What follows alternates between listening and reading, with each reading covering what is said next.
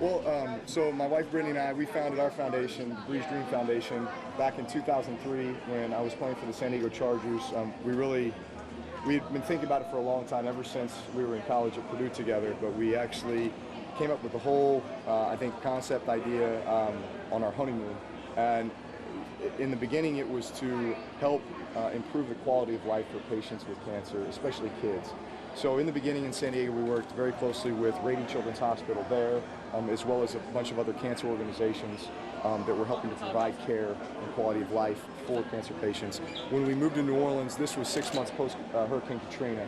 So the need there at the time were the rebuilding efforts. So it was helping to rebuild schools, parks, playgrounds, athletic fields, fund child care programs, child care facilities, you name it, but still very much centered around kids and children. Here we are 13 years later, and it's been unbelievable, the relationships we've made through the foundation, the support, all of our corporate partners, everyone who I've ever done a marketing deal with or formed a relationship with has wanted to get involved and has gotten involved in great ways, whether it be in New Orleans, San Diego, back at Purdue University, here in Austin. So we're happy to say that 13 years later, we've been able to raise and commit over $25 million in all of those areas, which is phenomenal to support. And I think this is only the beginning. We've only been in Austin now for 2 years with this event, but obviously San Diego, Purdue, New Orleans, there was so much need there. We always knew that we wanted to come back to Austin and put together a signature event at a great venue and really get the whole community involved and identify a beneficiary that we really felt like could make a huge impact with the funding, and Dell Children's was that partner. And what they're doing with their care program, the Child Abuse Resource and Education Program, is unbelievable. The need for that in Travis County, you just look at the statistics, Travis County has the highest instances of child abuse and child abuse death in the entire country, which is pretty alarming when you think about what a great community this is and just the city of Austin and the growth and everything. Unfortunately, that's kind of a black eye and something that Dell Children's is at the forefront of, and we want to help them as much as we can with funding for that program. So that's what all the funding, all the money that we raised today is going towards that. Last year, in our inaugural Brees Topgolf Challenge event, we raised $250,000 for Dell Children's Medical for their care program.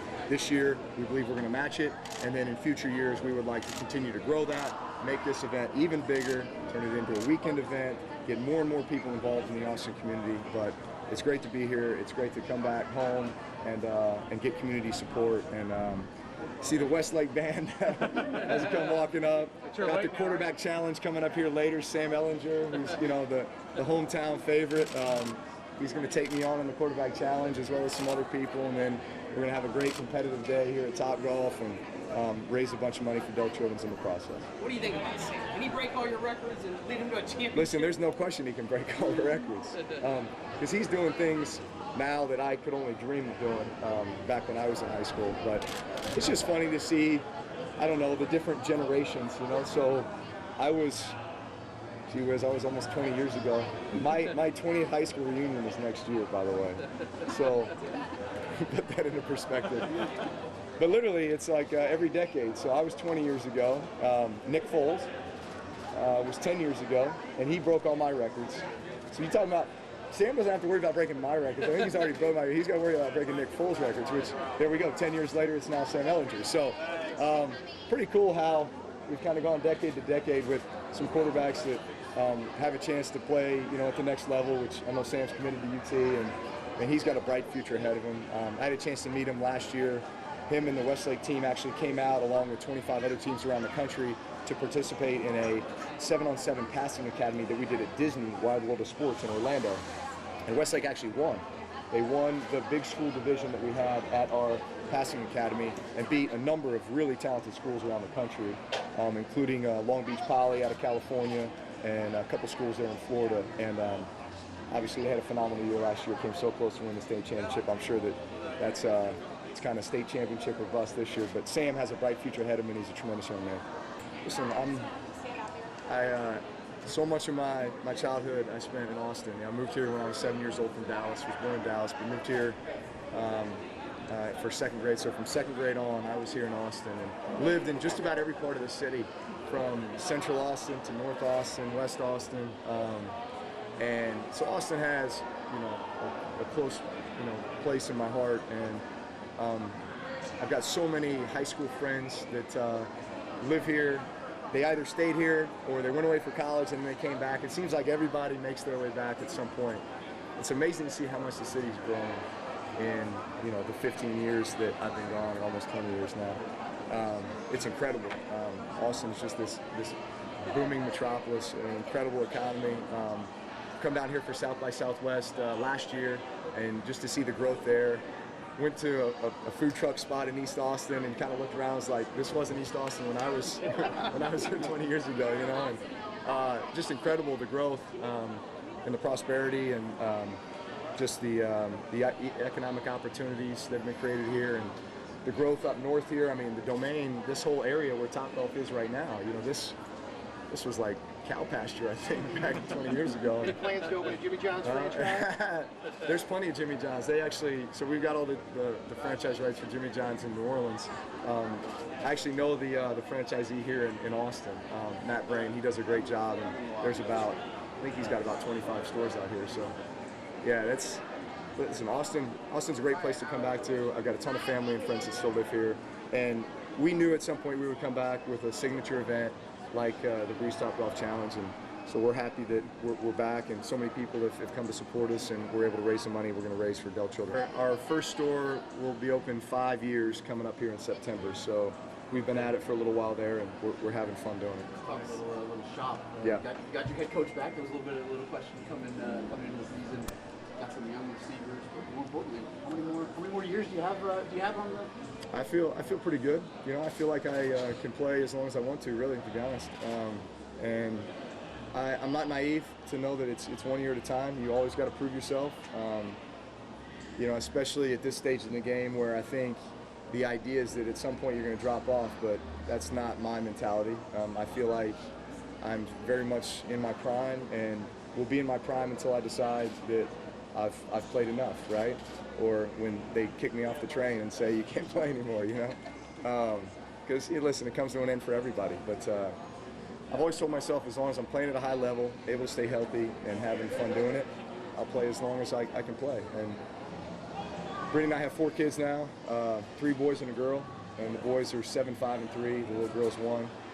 So they're really starting to get it, which is fun. I mean, that's when it really gets fun, is when you come home and they're wanting to reenact the game, and they know players' names, and it's bad when they want to be the opposing team and they want to, like, you know, sack you. Well, yeah, there's a couple stories from this year that are pretty funny. So we play the Giants on the week of Halloween. So my son Balin was in first grade at Newman, which is a school in New Orleans down the street from us, and it's where both Eli Manning and Odell Beckham Jr. went to high school. So that whole week, you know, the school's excited that, you know, the hometown guys are coming back, and Balin realizes that these guys went to his school, and it's like, I'm rooting for the Giants and Eli Manning and Odell Beckham Jr. And I want an OBJ jersey so I can wear it for Halloween. And so, you know, I'm so focused on the game, and I'm just like, come on, my own son is not rooting for me this week, and he wants to be Odell Beckham for Halloween. So my wife steps in and is like, you know, it's that motherly, you know, like protect, you know, instinct, and it's like, do you know what your father works so hard every day, goes to work. You know, you're rooting for the Saints, you're not rooting for the other team, you're not going to be able to go to the game if you're going to. So he goes to the game, and we end up beating the Giants 52-49. It was one of these shootout games, back and forth, back and forth. We go down and score at the end to tie it. We get the ball back, go down, kick a field goal, win it as time runs out. And I walk up in the family area after the game to see my family, and everybody's pumped, all my kids, you know, give Brittany a big hug and kiss, and I'm like, where's Balin? And she's like, he's pouting over in the corner because the Giants lost. So that was one. The second one was we played the Houston Texans last year, and it's probably our roughest game of the year. We go down there, and J.J. Watt kind of has his way with us, and so I get home, and I'm beat up, and, you know, I get there right before bedtime, and they're rambunctious and not going to bed, and I'm like, Dad, let's play the game, and I'm like, all right. So he's like, okay, so you're Drew Brees. I'm like, all right, I'll be Drew Brees. And they're like, and we're J.J. Watt. And so you stand there, and we're just gonna sack you. You know, it's like, this is a great game. I think I've had enough of this today. So there's some funny moments, but man, they're diehard now. Oldest son just played his first year of flag football. Got to coach that along with a good friend and his kid, and so that was so much fun. So I look forward to what's that? The first son, what's his name? Baylon, B-A-Y-L-E-N. B-A-Y-L-E-N. Yeah, Ian. Yeah. So he played flag football. He's first grade going into second. Did you coach it? Yeah. I was one of the coaches. Do you have coaching in your future? I will coach my kids' sports teams. I will not be coaching as an occupation beyond that. It would be all for fun. As far as the concussion thing, we talked about before. Yeah. It's gotten so much attention. Yeah. Do you think about that shortchanging or shorting your career because No, of I don't. the risk? I don't. No, because I think you understand the risk with every sport that you play, and there's risk associated with every sport. So you would say football is the highest instances of concussions. Do you know what the second one is? Women's soccer. Yeah. Does that mean you're not going to let your daughter play soccer? No. You just understand the risks that are associated with it, and if there ever is an instance of a head injury, I think we're so much more well prepared now to bring the child out or the player out, evaluate them, make sure they go through all the necessary protocols before they return to play. And in the past, where you would just, the mindset was, shake it off, get back out there, we know so much more now than we did then. So instead of going out there and having a repeat incident an hour later or a day later, you may not see the field for 3 weeks if that's how long it takes for you to be healed.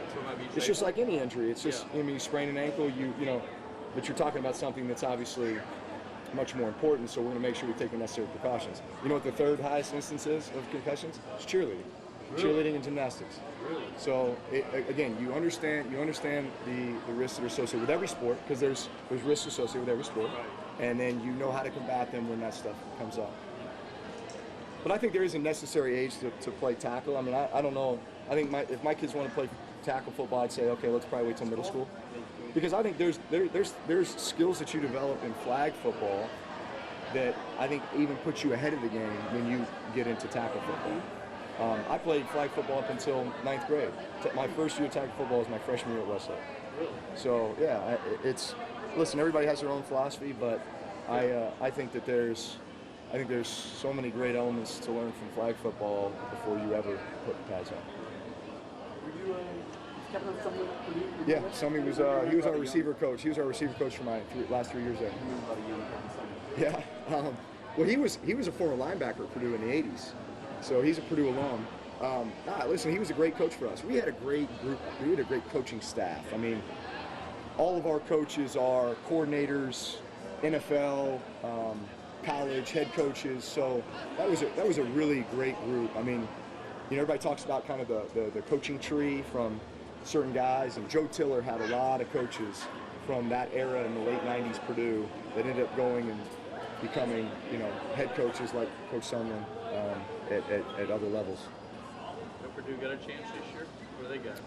Yeah, it's a challenge. Listen, I mean, It's in that conference. the Big Ten is strengthened. Urban Meyer at Ohio State, Jim Harbaugh at Michigan, Wisconsin is always strong.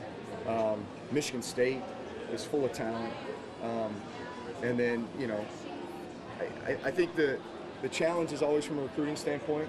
I mean, you like to come down to Texas and grab guys. I mean, just like they did for me. When I got to Texas, or when I got to Purdue, I was the only Texas guy there at the time, and Tiller brought in 4 or 5 guys from Texas a year after that, and all of them seemed to hit. I mean, a lot of us became starters and played significant roles on the team. So by the time I left, there was 20 Texas guys or so. And so if you need, I mean, listen, Texas, Florida. I mean, you've got kind of these hotbeds of football, and where you're going down to get skill position players, especially, just because there's a plethora of them, and A&M and Texas and Baylor and TCU now. I mean, they're kind of getting their pick. Which back in the day, you weren't worried about Baylor and TCU, but now you're worried about Baylor and TCU from a recruiting standpoint. So yeah, you gotta. I think getting the talent, staying healthy, and then just catching some breaks. But I love our head coach, Darrell Hazel. I think he's developing these guys as young men just as important as he is as football players. And I think that as a college coach, that is your number one job. I mean, listen, you're only going to be there if you win, but I think you're going to be out of there pretty quick if you're not developing these guys as young men, because as we've seen, kids get in trouble, they're not doing the right things off the field, then that at the end of the day, that falls, that's going to fall on the coach. Now listen, is he completely responsible for everything that's happening with these guys off the field? No, but he has the ability to influence them in ways that nobody else can, because they're at the most influential time in their lives, 18 to 22. So as I think about a parent, my kid getting recruited, you're darn sure that I'm looking at, hey, who that head coach is, who the assistant coaches are, who are going to be the men that are going to be most influential in his life for the next 4 years. And I love our guy, Daryl Hayes at Purdue.